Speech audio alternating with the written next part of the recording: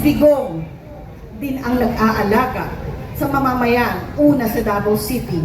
At alam ko, na-experience natin yan dito sa buong Pilipinas. Nagpapasalamat tayo dahil may isang Rodrigo Duterte na tumayo laban sa terorismo ng una doon sa Davao. At nung nangyaring ang naging presidente siya, nilabanan din niya ang terorismo, katulad din ni Pastor, na inilaan niya ang laban kasama ang bayan upang masugpo ang insurhensya na nagpapahirap sa ating bayan. Merong isa na ipaglaban.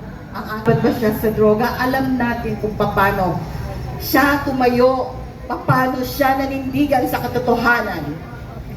Sa Davao City pa man hanggang ngayon, kung ano yung bahay na tinitirhan ni Tatay Digong nung mayor pa siya, hanggang naging presidente siya, pareho lang ba ang bahay niya? Nakatira ba siya sa parehong bahay pa rin?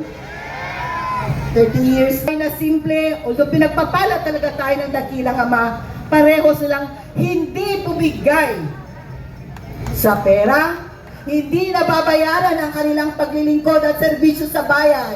Totoo sila na talagang tutunay na nagmamahal.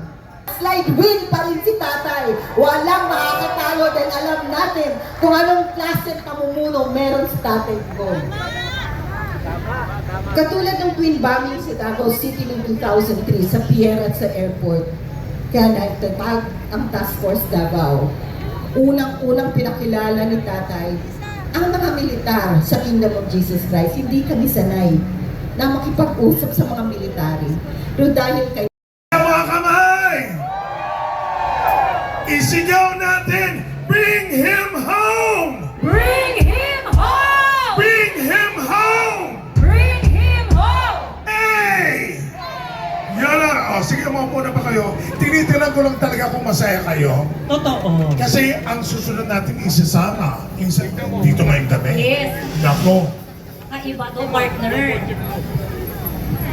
Pero bago yan, habang naghahanda sila, syempre, meron po ba, karamihan po sa atin dito ay galing sa iba't ibang lugar, meron po bang mga taga-Sub-Saharan Mindanao dito?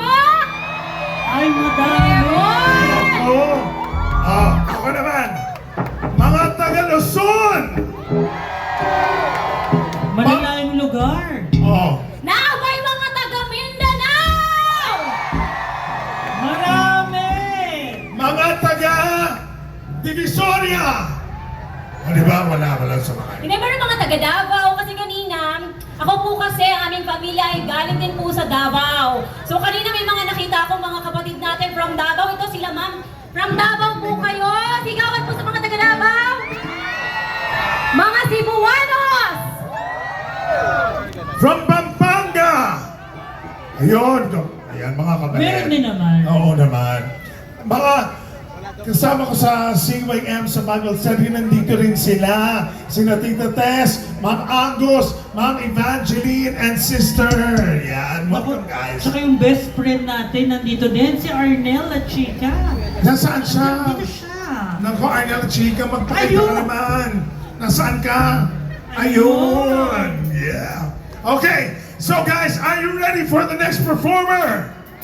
Handa na ba kayo? Ay, hindi pa raw sila ready. Sige.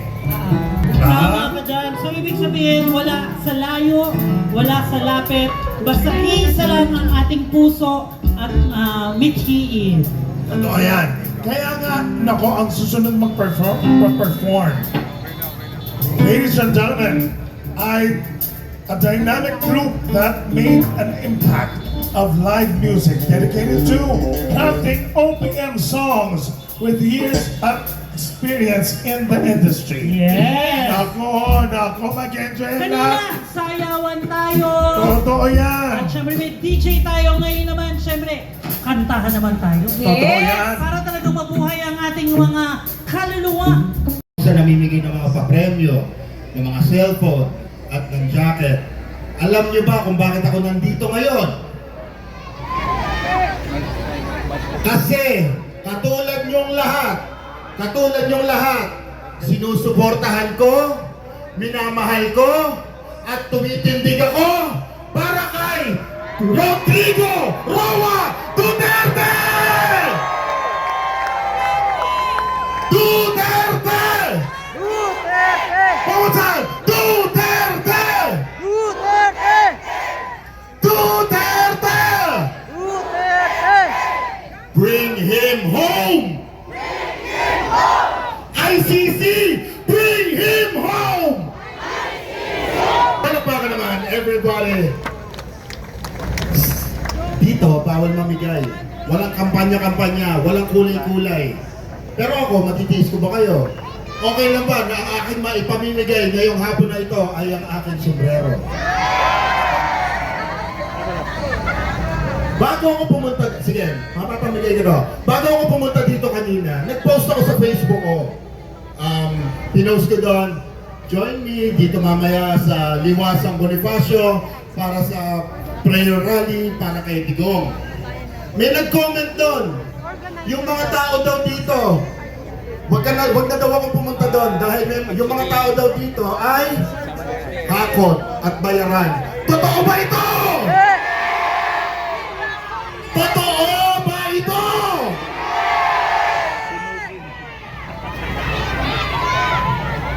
Hindi bayaran! Hindi bayaran! Totoo kami! That's right. Talaga naman ramdam na ramdam ko. Kanina naman, may vlogger na nagpunta doon. Nung nagpunta ako kanina doon, meron kumausap sa akin vlogger. DJ Koki, anong ginagawa mo dito? Di ba? Bakit ka pumunta dito? Sino ang ikakandidato mo? Tanong yan. Tinanong yan. Legit yun.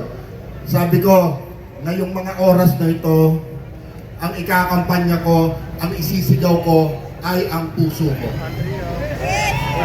Kayo rin ba ganon? Alam ko, galit na ang mga puso ninyo sa mga nangyayari! Itaas ninyo ang inyong mga kamay! Itaas ang mga kamay! Ibalik natin sa Duterte! Ibalik ng Pinasin! Ibalik ng Pinasin! Mahal ng Pinoy si ibalik sa Pinasin! Mahal ng Pilipino si mahal ng Luzon! Mahal ng Visayas! Mahal ng Mindanao si one more time!